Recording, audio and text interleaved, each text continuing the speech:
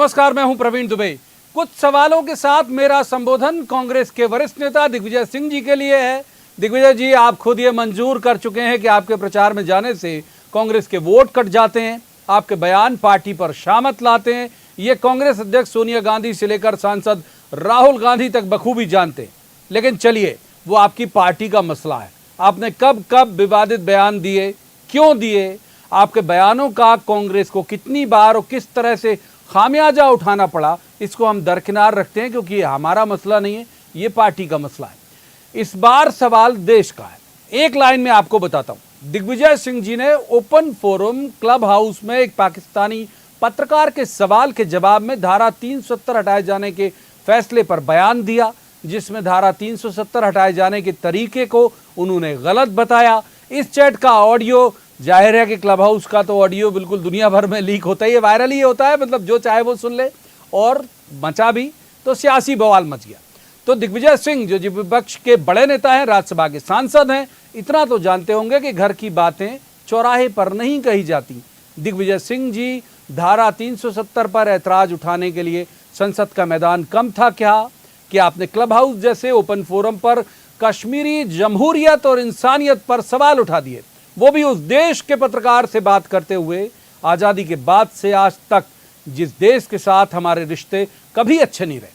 दिग्विजय सिंह जी, बताइए, आपका जवाब किसी दल या किसी सरकार पर उठाया गया सवाल था या देश की प्रतिष्ठा पर?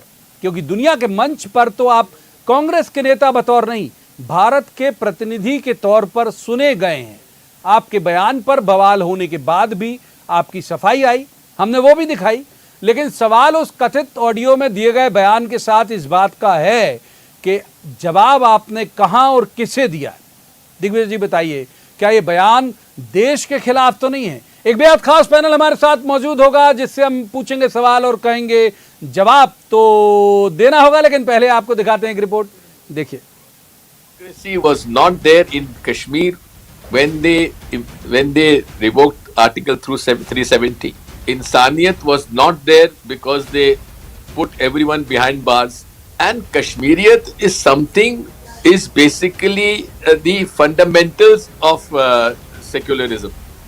So therefore, the decision of revoking Article 370 and reducing the statehood of J&K is extremely, I would say, sad decision. And the Congress party would certainly have to have a relook on this issue. इस audio में दिग्विजय सिंह धारा 370 को लेकर जो बयान दे रहे हैं, सवाल उस पर तो है ही, बवाल इस पर भी कि कहां और किससे कह रहे हैं। क्लब हाउस ओपन फोरम पर एक पाकिस्तानी पत्रकार के कश्मीर के मामले पर पूछे गए सवाल का जवाब है ये। हिंदी में आपको बता दें कि उनके कथित ऑडियो में वो बोल रहे हैं कि यहां से जब धारा 370 हटाई गई तब लोकतांत्रिक मूल्यों का पालन नहीं किया गया।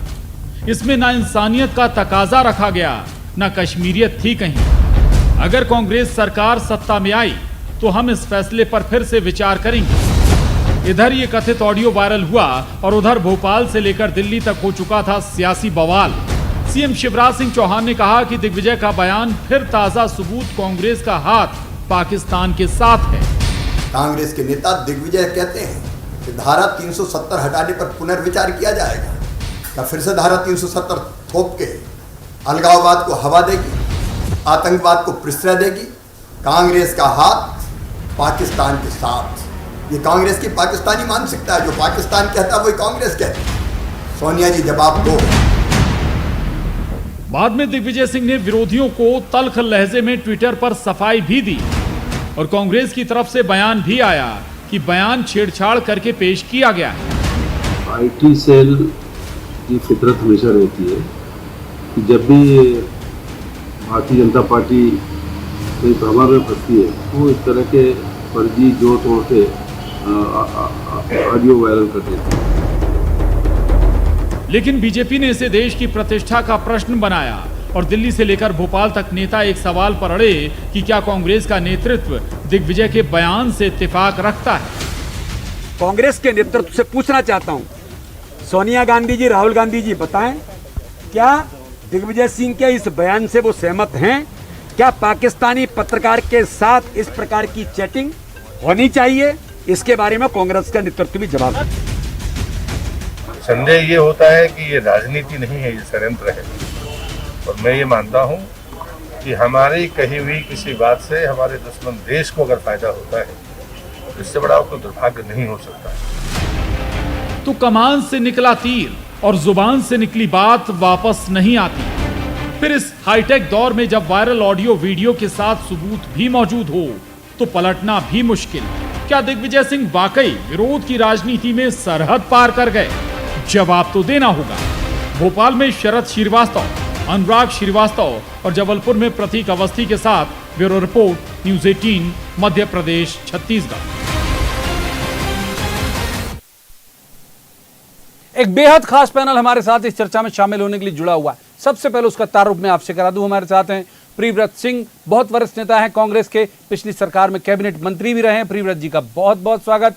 दूसरे मेहमान रामेश्वर शर्मा, बीजेपी के वरिष्ठ नेता हैं, प्रोटेम स्पीकर भी रहे हैं, अभी एमएलए हैं, बड़े फायर ब्रांड। रामेश्वर जी का भी बहुत स्वागत। तीसरे मेहमान दिनेश गुप्ता, पत्रकारिता का बहुत चर्चित चेहरा है, बहुत अच्छे राजनीतिक विश्लेषक हैं, दिनेश जी का भी स्वागत। जाहिर तौर पर शुरुआत करेंगे प्रियव्रत जी से। प्रियव्रत जी, दिग्विजय सिंह जी ने जो कहा, कहीं ऐसे लगता है आपको कि हालांकि वो जिस स्तर के नेता है उनसे स्लिप ऑफ टंग होता नहीं, लेकिन आप सहमत हैं उनकी जो आज जो ओपन फोरम में उन्होंने क्लब हाउस में जो बात की, उससे सहमत है प्रियव्रत जी? मामला है, कश्मीर भारत का एक अभिन्न हिस्सा है। आजादी के बाद से कांग्रेस पार्टी की यहाँ सरकार रही। पाकिस्तान से मिलने का तो कोई सवाल ही नहीं उठता। जिस तरीके का बयान शिवराज सिंह जी ने दिया है वो हास्यास्पद है। ये वही कांग्रेस पार्टी है जिसने इंदिरा जी के नेतृत्व में पाकिस्तान को 1971 में दो टुकड़े करके पाकिस्तान के और एक नया देश बांग्लादेश बनाने में अहम भूमिका अदा करी। और जहां तक कांग्रेस के मूल्यों की बात है या कांग्रेस की बात है, कश्मीर को कांग्रेस ने हमेशा भारत का एक अभिन्न हिस्सा माना है और कश्मीर भारत का हिस्सा हमेशा रहेगा। जहां तक की बात है लोकतांत्रिक मूल्यों की, तो मैं आपसे जानना चाहता हूं मेरे मित्रों से कि क्या पूरे देश में आज लोकतांत्रिक मूल्यों का पालन हो रहा है? लोकतांत्रिक मूल्य भारतीय जनता पार्टी के समाप्त हो चुके हैं। ये कर्नाटक, मध्य प्रदेश, अब राजस्थान और बंगाल में जनता ने देखा है कि किस प्रकार का लोकतंत्र इस देश में भारतीय जनता पार्टी बनाना चाहती है और किस तरीके से लोकतांत्रिक मूल्यों का हनन किया गया है। तो ये जो बयान है इसको इस तरीके से पेश करना कि कोई पाकिस्तान के समर्थन में बयान दिया है या पाकिस्तान के पक्ष में बयान दिया है, ये मैं मानता हूं कि राजनीतिक सूझबूझ का काम नहीं है। ये भारतीय जनता पार्टी अभी जो अपना फेलियर है मध्य प्रदेश में, और मध्य प्रदेश में जिस प्रकार से भारतीय जनता पार्टी में अंदरूनी भंवर चल रहा है, ये ध्यान भटकाने के लिए इस प्रकार का तोड़ मोड़ के तथ्यों को और ये जनता के सामने प्रस्तुत करके और कांग्रेस के ऊपर। लेकिन एक बात है प्रियव्रत जी, आप भी मुझे लगता है सहमत होंगे, बहुत वरिष्ठ नेता हैं आप एमपी के अंदर जो भी बोलेंगे, आप शिवराज जी की सरकार को फेल बोलेंगे, कुछ तो भी बोलेंगे आप, तो आप वो जस्टिफाई होगा कि आप विपक्ष के नेता हैं, बड़े नेता हैं, आपका बोलना वाजिब है। लेकिन जब आप दूसरे देश के साथ बात करते हुए बोलेंगे, तब आप एक पार्टी के नेता को डिफेम नहीं कर रहे होते, तब तो देश डिफेम होता है। इससे तो सहमत होंगे आप? अपने बयान में और अपनी सफाई में दोनों आपने सुनी है और दोनों में कहीं से भी किसी भी की पक्ष का समर्थन करके या देश के विरुद्ध कोई बात करके बात नहीं रखी है। उनने सिर्फ जो बयान दिया है वो स्पष्ट रूप से उसको तोड़ के प्रस्तुत किया गया। ये प्रस्तुतिकरण करना उसका कि पाकिस्तान के पक्ष में बयान दिया है बिल्कुल उचित नहीं है। कहीं से कहीं तक कांग्रेस हमेशा कश्मीरियत के साथ, कश्मीर इस देश का हिस्सा है और कांग्रेस आज़ादी के बाद से कश्मीर के लिए हमेशा ही कांग्रेस ने बहुत ही तगड़ा रुख अपनाया है। यहाँ तक कि इंदिरा गांधी जी ने कश्मीर के मामले में चर्चा करने से रिचर्ड निक्सन से भी मना कर दिया था और व्हाइट हाउस से वॉकआउट करके बाहर निकलने वाली एक मात्र प्रधानमंत्री इंदिरा गांधी जी रही जिनने बिना चर्चा के व्हाइट हाउस से बाहर निकल के आई और उनने कोई चर्चा नहीं की।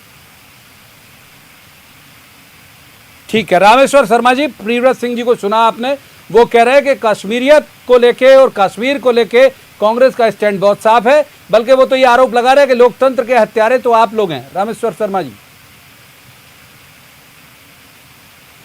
देखिए प्रवीण जी, कितनी दुर्भाग्य की बात है। आपने बहुत क्लियर जब भूमिका रखते हुए कहा था कि ये सवाल किसी राजनीतिक दलों के बीच का मतभेद का सवाल नहीं है।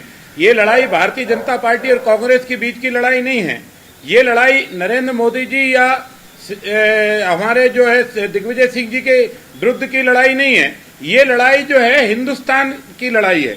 और हिंदुस्तान की लड़ाई कहां लड़े जाएंगे? मुझे बताइए, कांग्रेस इससे सहमत है क्या? कांग्रेस ये तय कर दे क्या 370 को जब वो सरकार में आएगी तो वापस करेगी क्या? उसको वो 370 को खत्म कर देगी क्या? 370 को बहाल कर देगी? आखिर क्या क्या मूर्खतापूर्ण जवाब है? अगर ऐसा मूर्खतापूर्ण जवाब अगर कांग्रेस देगी तो क्या दिग्विजय सिंह जी को कह लेंगे कि दिग्विजय सिंह मध्य प्रदेश के मुख्यमंत्री रहे, वही दिग्विजय सिंह है, केंद्र में मंत्री रहे, वही दिग्विजय सिंह है, कांग्रेस के राष्ट्रीय महासचिव है, ये वही दिग्विजय सिंह है? नहीं साहब, ये दिग्विजय सिंह जी आपने गलत जवाब दिया है। आपने पाकिस्तान का समर्थन में बात की है, आपने हिंदुस्तान के खिलाफ बोला है। और ये ध्यान रखिए दिग्विजय सिंह जी, कान खोल कर सुन लीजिए, इंदिरा जी ने अगर अच्छे काम किए हैं तो हम इंदिरा जी का समर्थन करते हैं, हम उनका आदर करते हैं, हमने उनका सम्मान किया है। लेकिन देश के खिलाफ अगर कोई बोलेगा तो हम इसको स्वीकार नहीं करेंगे। क्या कांग्रेस जो है 370 को बहाल कर सकती है? मुझे बताइए, क्या पाकिस्तान को क्या सबूत देना चाहते थे? पाकिस्तान को आप क्या बताना चाहते थे? पाकिस्तान के साथ मिले हुए दिग्विजय सिंह जी पक्ष रखना चाहते थे? क्यों नहीं मिले? मुझे बताइए, क्या दिग्विजय सिंह जी को यह पता नहीं है कि उसमें पाकिस्तान का पत्रकार जुड़ा है? क्या दिग्विजय सिंह जी को यह पता नहीं है कि ये जो हम जो चर्चा कर रहे हैं ये चर्चा इंटरनेशनल हो जाएगी? क्या ये पता नहीं है? इसमें भारतीय जनता पार्टी कहां आती है? हमने कौन सी साजिश की? और क्या हम ये कह सकते हैं कि कश्मीर में लोकतंत्र बहाल नहीं है? अरे साहब, कश्मीर में क्या उस समय लोकतंत्र बहाल था जब मठ और मंदिर तोड़े गए, जब पाकिस्तान के प्रायोजित आतंकवाद ने बहन बेटियों की जान पर पाकिस्तान जिंदाबाद के नारे लिखे गए, अमरनाथ की यात्रा को चैलेंज किया गया? इसके बाद भी हमने कहा कि कश्मीर भारत है, अभिनंग नहीं, कश्मीर भारत है, कश्मीर भारत रहेगा। हम उनसे मैक्सिमम चीजें ले लें। तीसरे मेहमान को इन कर लेता हूं, दिनेश गुप्ता जी हमारे साथ हैं। आऊंगा रामेश्वर जी। दिनेश जी, दिग्विजय सिंह जी जिस स्तर और जिस तरह के नेता हैं, उनसे जो मैंने प्रिव्रत जी से भी कहा था कि उनसे स्लिप ऑफ टंग होता नहीं, उनसे बिल्कुल भी कभी कुछ नहीं होता। वो बोलते हैं तो उन्हें पता होता है कि इसके मायने क्या है। इवन वो ये भी जानते हैं कि टीजी कौन है, कहां तक इनका टारगेट ग्रुप कौन है और कहां तक ये बात जाएगी, ये बेहतर तरीके से समझते हैं दिग्विजय सिंह जी। फिर इस बयान के मायने आप क्या समझते हैं? और ये भी जानते हैं कि क्लब हाउस का डिस्कशन ऐसा कौन होगा जिसे नहीं पता है कि ये सार्वजनिक फोरम है, ये ओपन फोरम है। दिनेश जी, देखिए, दिग्विजय सिंह जी को ये अब मान लेना चाहिए कि थोड़ा सा चूक तो गए वो, जो जैसा आमतौर पर होता है ना कि वो बाहर जाती हुई बॉल को भी कई बार हमने देखा कि वो खेल लेते हैं और उसके कारण बहुत सारी कंट्रोवर्सी होती है। और ये आज का नहीं है, जब वो मुख्यमंत्री थे तब भी उन्होंने कहा कि वो वर्ग विशेष के वोट नहीं चाहिए हमको। तब से कांग्रेस लगातार सफ़र कर ही रही है। उनके जितने भी बयान देखेंगे, देखिए वो लगातार ऐसे होते हैं जो पार्टी को तो संकट में डालते ही हैं और बहुत सारे खुद को लेकर भी वो विवाद खड़े कर देते हैं। जो जिस विषय पर उन्होंने जो प्रतिक्रिया व्यक्त की वो एक सामान्य विषय नहीं है। कश्मीर की जब बात होती है तो कश्मीर कोई ऐसा विषय नहीं है जिसमें आप कोई जो है इंटरनल ऐसी बात कर रहे हों जो केवल किसी धर्म या संप्रदाय से जुड़ी हुई हो। कश्मीर का विषय हमेशा अंतर्राष्ट्रीय स्तर पर चर्चा का विषय बनता है और जब इस पर मतभेद होते पाकिस्तान को मिलता है, जब मतभेद होते हैं इस पर, तो निश्चित तौर पर जो है अलग अलग जगह इसका लोग फ़ायदा उठाने की कोशिश करते हैं। आप 370 का विषय अभी ऐसा विषय है जिस पर एक बार फैसला हो चुका, संसद पास कर चुका है। हमने ये देखा है प्रवीण जी, उससे कोई फ़र्क नहीं पड़ा है आप कश्मीर की स्थिति में कि कोई बड़ा भारी विवाद हो गया हो। यदि हमने 370 का दर्जा जो है कश्मीर का वापस ले लिया है तो इतने दिनों से हम देख रहे हैं कश्मीर अभी भी जो है वहाँ शांत है, सब कुछ सुरक्षित है। तो क्या ज़रूरत क्या है इसको जो है असमय आप इस तरह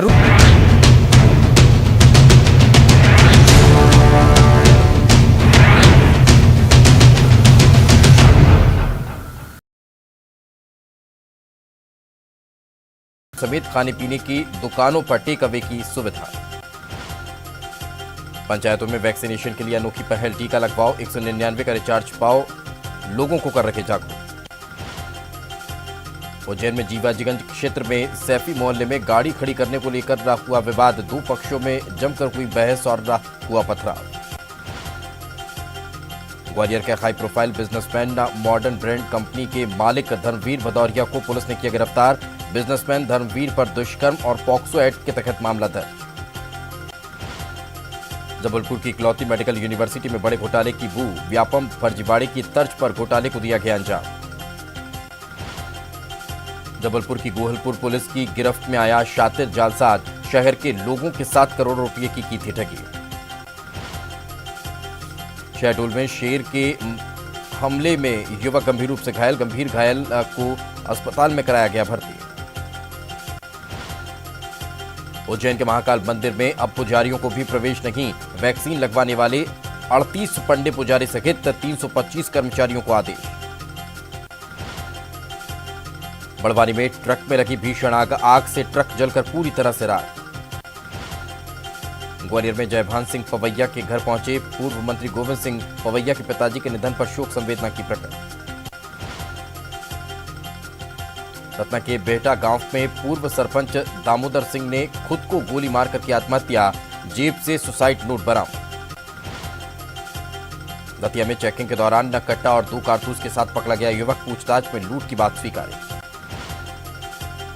भोपाल एम्स में अब गैर कोरोना मरीजों को मिल सकेगी इलाज की सुविधा, 14 जून से मिलेगी सुविधा।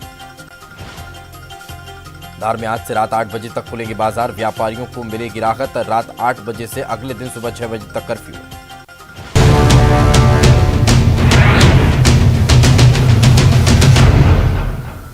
पृथ्वीराज जी के पास लेकर चलता हूं। पृथ्वीराज जी, दिनेश जी बहुत सीनियर जर्नलिस्ट है, वो कह रहे हैं कि बाहर जाती हुई गेंद को, आप भी मुझे पता है क्रिकेट के प्रेमी है, वो कहते हैं कि बाहर जाती गेंद को जानबूझ के दिग्विजय सिंह जी कई बार खेल लेते हैं। उन्होंने जिक्र किया जब वो सीएम थे तब भी खेलते थे ऐसी बॉल को। और दूसरी बात यह है कि आप ये तो मानेंगे कि कश्मीर जो है हमारा और पाकिस्तान दोनों का संवेदी मसला है, और कोई बड़ा नेता जिसकी ग्लोबल आइडेंटिटी है अगर वो ऐसे कोई बयान देगा तो लपक लेता है फिर उसे पाकिस्तान। पृथ्वीराज जी, देखिए, लोकतांत्रिक मूल्यों की जहां तक बात हुई है, लोकतांत्रिक मूल्यों में लोकतंत्र का मतलब क्या है? संवाद स्थापित रहना, सभी लोगों की बात सुनना, सभी लोगों की बात आना और सभी लोगों को साथ लेकर निर्णय लेना, और निर्णय लेकर उसको सभी लोगों के साथ मिलकर इम्प्लीमेंट करना। आज कोई भी सरकार हो, चाहे किसी भी प्रदेश की सरकार हो, सारे निर्णय जो होते हैं उसमें पक्ष विपक्ष सभी का ध्यान रखा जाता है। प्रधानमंत्री भी कई बार विपक्षी नेताओं से चर्चा करते हैं, मुख्यमंत्री भी प्रदेशों के, चाहे कांग्रेस के मुख्यमंत्री हो, चाहे भारतीय जनता पार्टी हो, किसी और अन्य राजनीतिक दल के हो, वो चर्चा करके ही निर्णय लेते हैं। हाँ, फाइनल फैसला जो जिसकी गवर्नमेंट होती है वो फाइनल फैसला लेता है, पर किसी को नजरबंद कर देना, किसी को जेल में डाल देना, किसी को, अगर सब कुछ सामान्य रूप से जो उनने बात कही है सिर्फ लोकतांत्रिक मूल्यों के ऊपर कही है, और बात उनने कोई कही नहीं। कश्मीर के बारे में कांग्रेस का स्टैंड हमेशा बहुत क्लियर रहा है, पंडित जवाहरलाल नेहरू के समय से बहुत क्लियर रहा है। कश्मीर भारत का है और भारत का रहेगा। अब आज मुख्यमंत्री शिवराज सिंह चौहान उसको जोड़ देते हैं पाकिस्तान के साथ, सोनिया जी से जवाब मांगते हैं, बोले कि कांग्रेस का हाथ पाकिस्तान के साथ, इतना बड़ा काम बात कह दी उनने। मैं शिवराज जी से पूछना चाहता हूं, केंद्रीय मंत्री है प्रहलाद पटेल, उन्होंने कहा कि ये तो षड्यंत्र है, ये राजनीति नहीं है।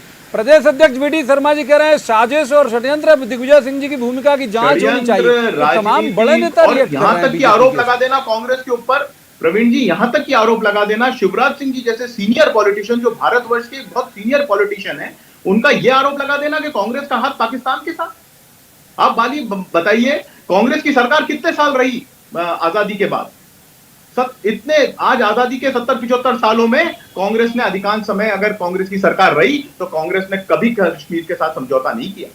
यहां तक कि आतंकवाद का मुंहतोड़ जवाब राजीव गांधी जी ने, इंदिरा गांधी जी ने, राजीव गांधी जी वो थे जिनने आर्मी कश्मीर भेजी, जिनने वहां पे आर्मी को स्पेशल पावर्स दिए, जिनने कंट्रोल करने के लिए पूरी ताकत अपनी झोंकी।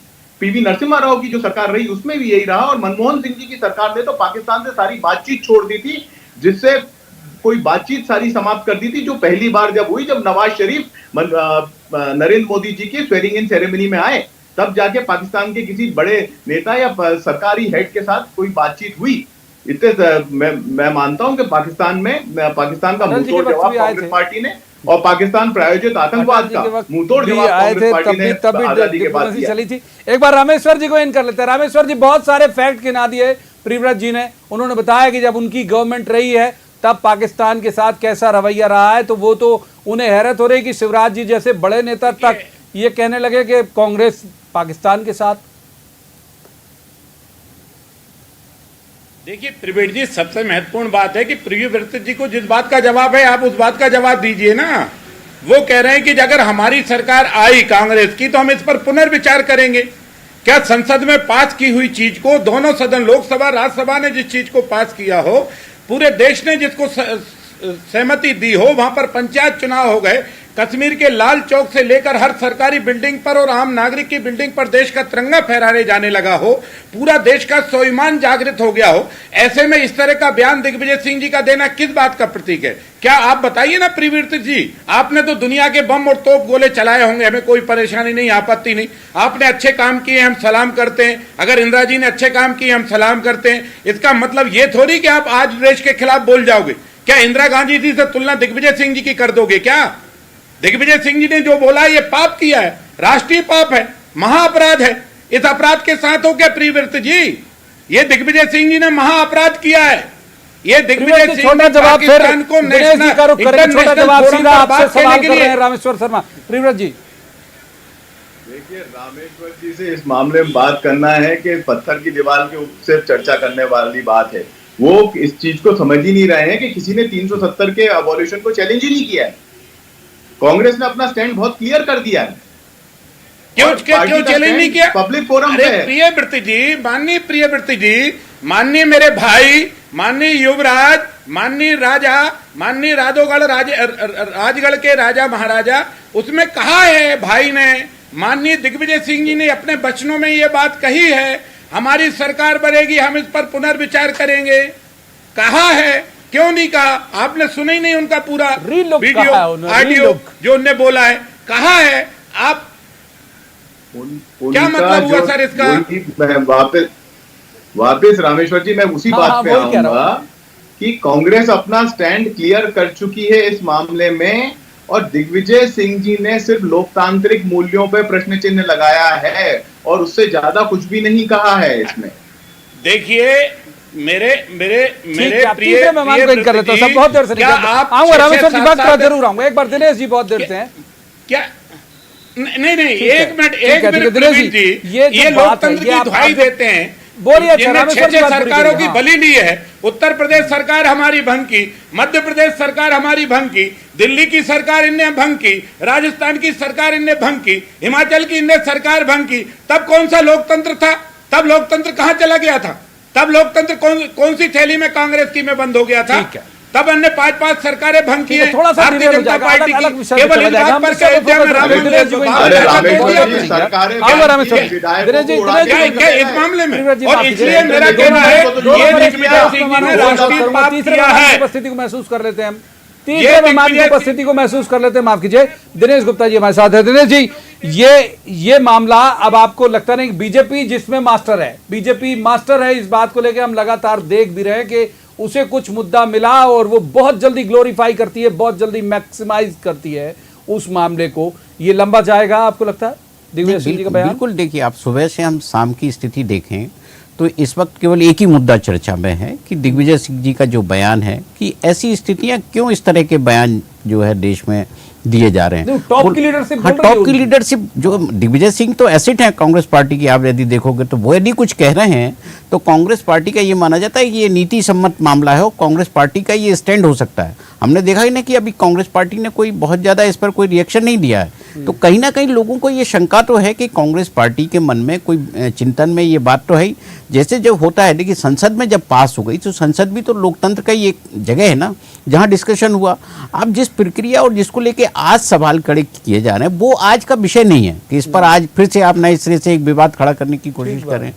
जो वो अब बीत गया है, अब तो ये है कि बेहतर तरीके से वहाँ जो जिस लोकतांत्रिक व्यवस्था की बार बार बात हो रही है कि कैसे जम्मू कश्मीर में चुनाव हो या जो है यूनियन टेरिटरी रहेगी, इस विषय पर हो कि अब तो जो विवाद देश में खत्म हो गया 370 को लेकर लगातार जो राजनीति चलती थी वो भी खत्म हो गई। वो कांग्रेस के लिए तो बहुत अच्छा है कि इस पर जो हर चुनाव में ये देखा जाता था कि 370 पर राजनीति हो गई, अब नहीं होगी।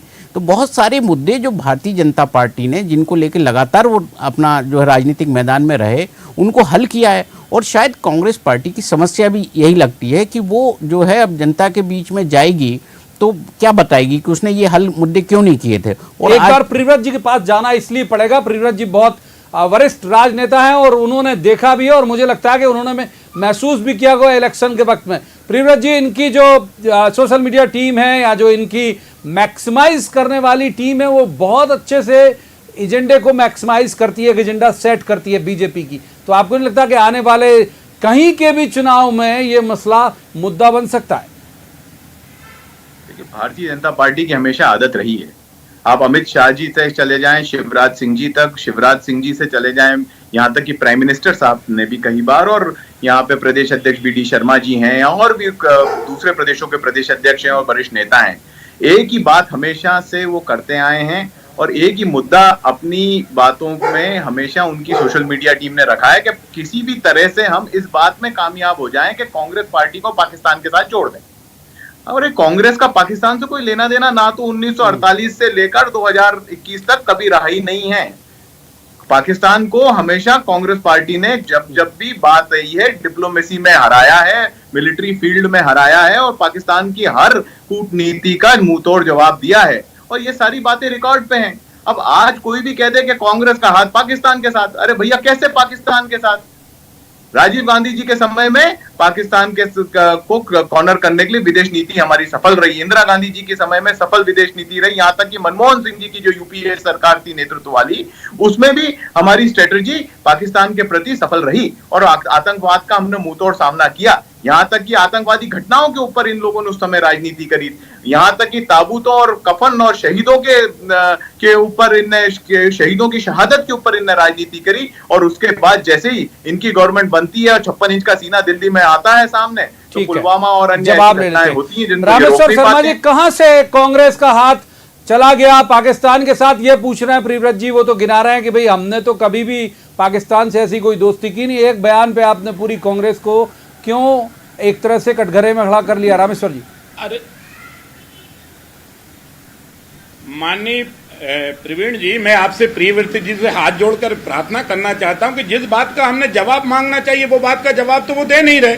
दुनिया के 10 काम गिना रहे, और क्या पाकिस्तान किसकी पैदाइश है? अगर कहा जाए तो राजनीति के नाजायज संबंधों की पैदाइश ही कांग्रेस है। अगर 47 में कांग्रेस ठीक से लड़ाई लड़ती तो जो है पाकिस्तान का जन्म ही नहीं होता। आखिर पाकिस्तान को पैदा करने वाली कांग्रेस है। और इतना ही नहीं तो आज क्या है, जब आपको मालूम है कि पाकिस्तान का पत्रकार हमारे उसमें जुड़ा है, क्या कांग्रेस में हिम्मत है, कांग्रेस में इतनी दम है वो 370 पर पुनर्विचार करेगी? पहले भी वो बोलते थे कि बाबरी मस्जिद की शहादत हो गई, हम उसको बनवाएंगे। है किसी के माई के लाल में ताकत के वो बाबरी मस्जिद को बनवाएगा? है किसी में ताकत के 370 पर वो चर्चा करेंगे, 370 पर बहाल कर देंगे? अरे यही लोकसभा के अंदर जब आपके जो है विपक्ष के उस समय नेता की भूमिका अधीर रंजन राव निभा रहे थे, तब उनसे स्लिप हुआ था, तब उनने माफी मांगी थी सदन के अंदर, तब कांग्रेस चुप हुई थी। क्या कांग्रेस स्टैंड करे ना कि माफ कीजिए, मैं आगे ले जाता, लेकिन इससे ज्यादा चर्चा की इजाजत नहीं देता। बहुत बहुत शुक्रिया रामेश्वर शर्मा जी आपका, प्रियव्रत सिंह जी आपका, दिनेश जी आपका। और जिस नोट के साथ हमने शुरुआत की थी उसी के साथ समापन करेंगे कि जब बड़ा नेता कोई बोलता है, देश के अंदर बोलता है, तो वाजिब हक है उसका, क्योंकि वो विपक्ष का नेता है, सरकार के किसी भी मसले पर आवाज उठा सकता है, उंगली उठा सकता है, बहुत सारे फोरम, बहुत सारे मंच है उसके पास। लेकिन जब किसी बाहरी देश के साथ और ऐसे देश के साथ के जिससे हमारे रिश्ते उसकी पैदाइश के वक्त से ही बहुत अच्छे ना हो, तब जाहिर तौर पर ऐसा कहने में तब आप एक दल, एक नेता की आलोचना नहीं करते, बल्कि ऐसा लगता है कि पूरे देश की आलोचना कर रहे हैं। और वही हुआ जिस तरह से यहाँ बवाल हुआ। कितने दूर तक जाएगा ये वक्त बताएगा। आज की चर्चा में इतना ही। अब मुलाकात आपसे होगी सोमवार को किसी खास मसले पर, खास पैनल के साथ बैठेंगे और कहेंगे, जवाब तो देना होगा। तब तक आप देखते रहिए न्यूज़ 18 मध्य प्रदेश छत्तीसगढ़।